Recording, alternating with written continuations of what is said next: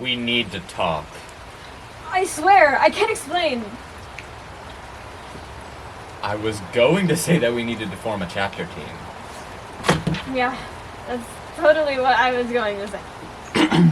Anyways, the Hawaii TSA State Officer Team has challenged us to compete against them as a chapter team. Chapter team, as in a competitive event in which participants take a test on parliamentary procedure, which they apply to a mock business meeting in the semifinals round? That's right, Mr. Convenient Exposition Person. Thus, I must teach you all parliamentary procedure. Parliamentary procedure is based on the book Robert's Rules of Order. Because Robert makes the rules, I've heard that if you have someone named Robert on your team, they can make up rules to help your team win on the spot, but don't hold me to that. Anyways, General Henry M. Robert was frustrated with just how disorderly and inefficient meetings could be sometimes. Vanilla ice cream is the only way! But chocolate is my First Amendment right! I'm suing! Chocolate ice cream killed my dog. What about strawberry? Get out! Get out! Thus, General Henry M. Robert developed Robert's Rules of Order to help structure and regulate meetings. Today, they continue to ensure order and fairness in meetings of all kinds. Anyways, the basis of parliamentary procedure is motions.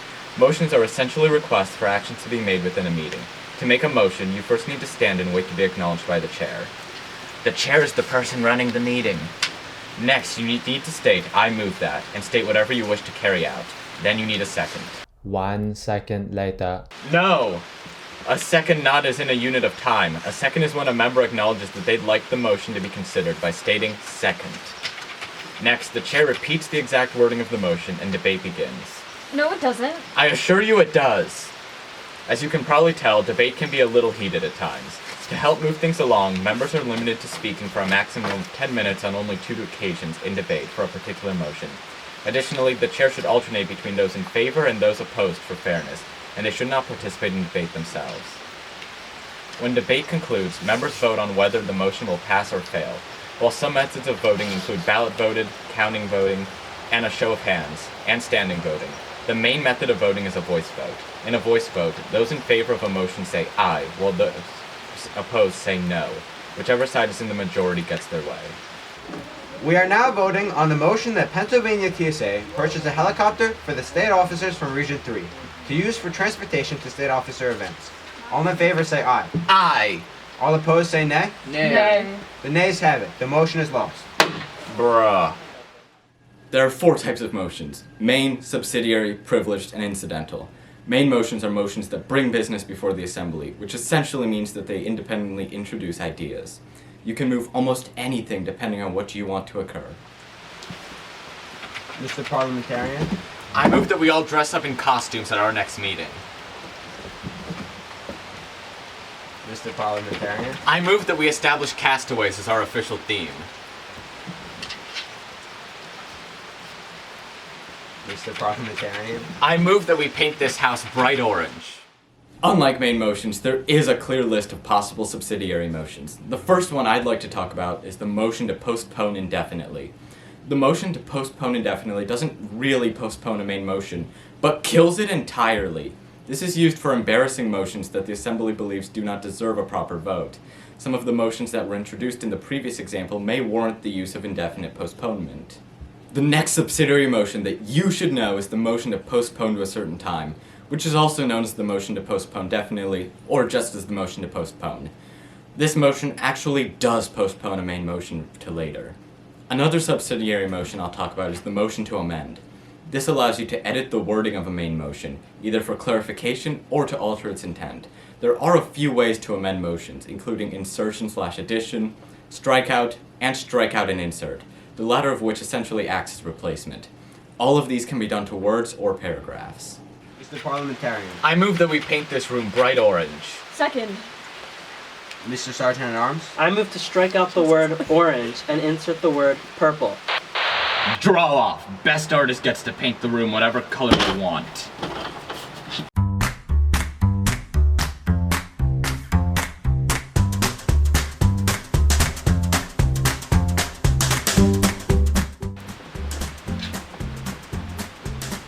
Alright, so Zane can present first.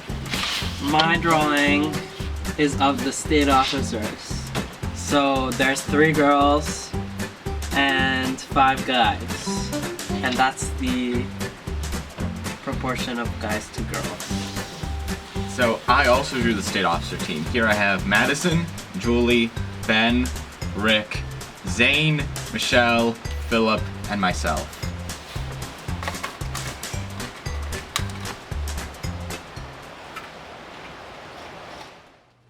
Anyways, another subsidiary motion is the motion to commit, also known as the motion to refer to a committee.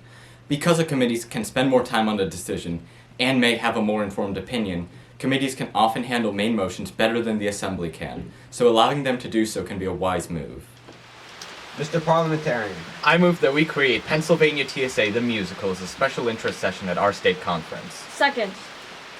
Mr. Sergeant at Arms. I move that we refer this motion to the Conference Sessions and Activities Committee so that they will determine its feasibility and report on it at our next meeting. Second.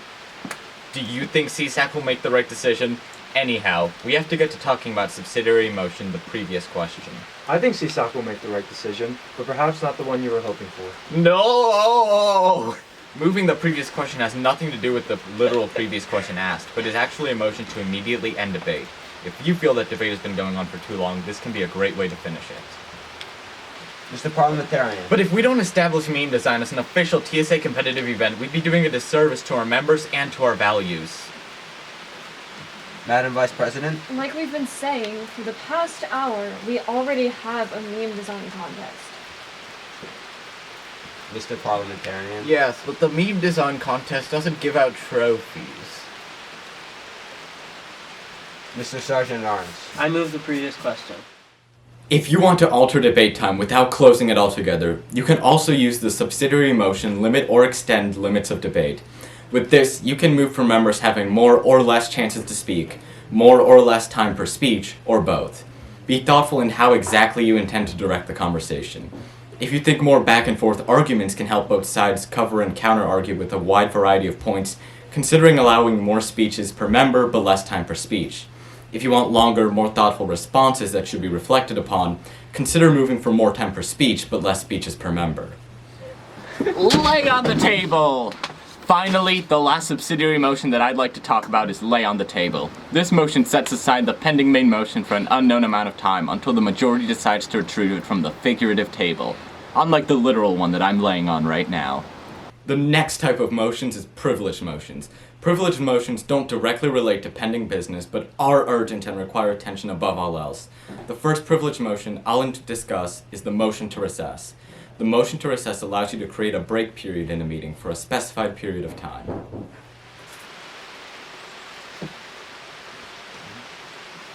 Wake up, man!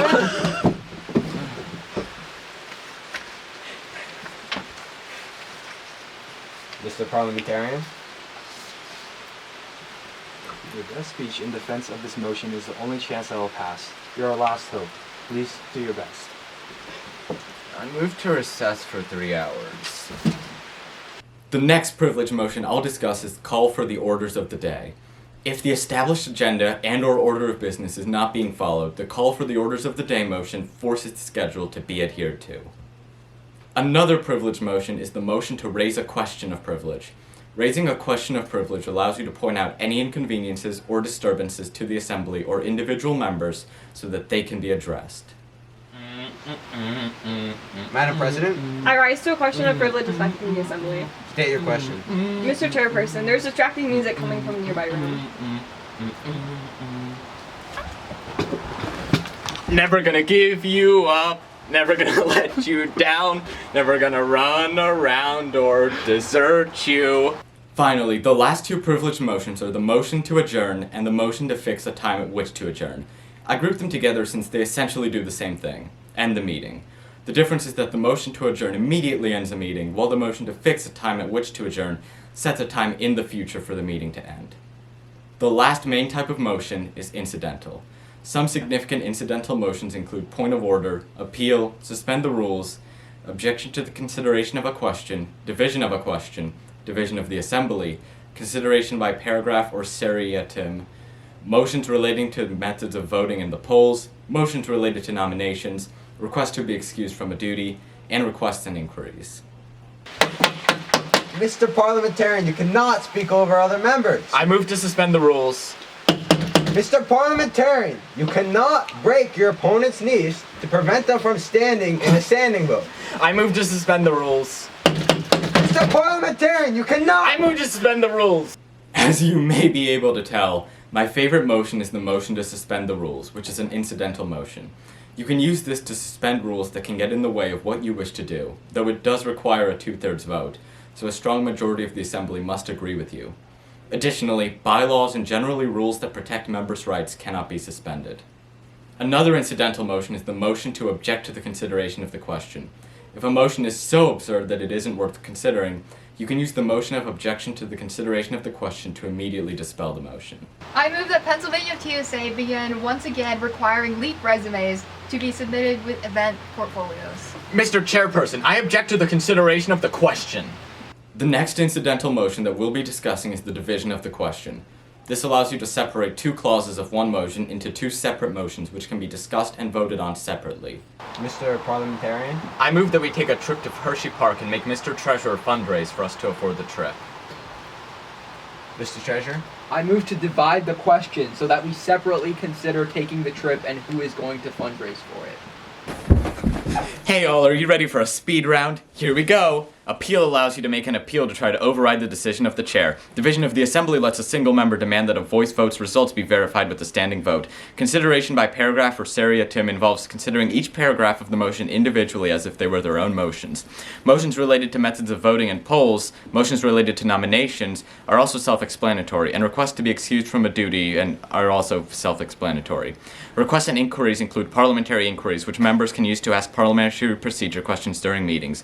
Requests for information, which allow members to ask either the chair or another person information related to business, and a few other miscellaneous requests. Finally, for the last incidental motion we'll be discussing, points of order are used by members to call out other members when they break the rules. Point of order, Mr. Chairperson. Yes, Madam Vice President? State your point. We voted not to purchase a helicopter for the Region 3 officers, but James seems to have already spent every last cent of our budget on one. Oh my.